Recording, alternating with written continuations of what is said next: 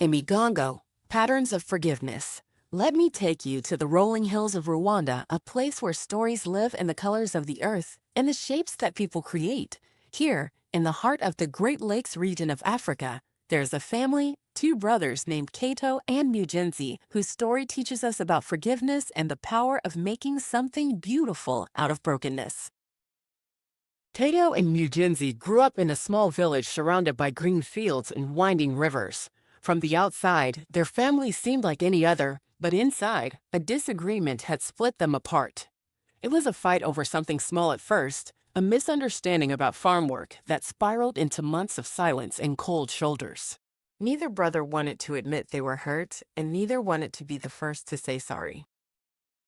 Now, in Rwanda, there's a special kind of art called Imigongo. It's made from cow dung. Yes, cow dung. But don't let that surprise you. This dung is carefully mixed, shaped, and painted into beautiful spirals and geometric patterns, usually in white, black, and red.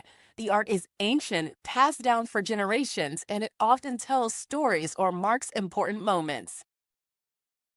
One day, in the middle of their feud, the village elders suggested something unusual.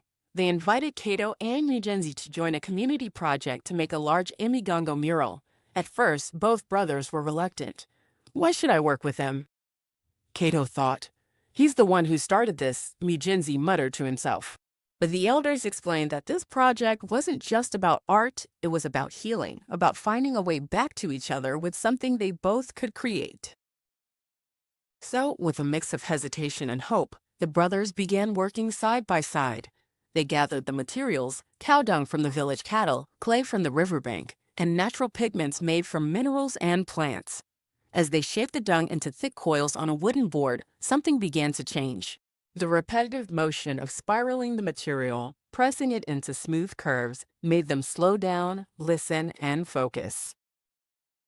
Together, they chose a pattern, a spiral that loops back onto itself, never ending, symbolizing the cycle of life and connection. This spiral wasn't just decoration. It was their truce. A promise that even if they disagreed, their bond would keep turning, like the spiral, always moving forward and returning to where it began. As they painted the spirals with bright red and deep black, they talked.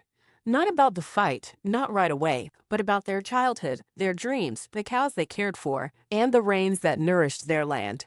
Each brushstroke was a small step towards forgiveness, a shared symbol that said, "We are still family."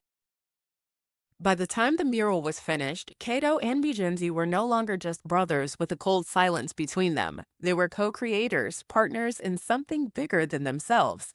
The village came to see the mural, and it became a place where others could remember that forgiveness is like art. It takes time, patience, and the willingness to shape something new from what was broken. You might wonder, why cow dung? Well, it's a perfect example of transformation. Something we might think is useless or unpleasant turns into a lasting work of art. Just like forgiveness, it takes what seems like a problem and turns it into a solution. So, what can we learn from Kato and Mugenzi? Sometimes when people fight, the hardest part is starting again. But when we find a way to create together a shared project, a conversation, a simple act of kindness, we build a bridge.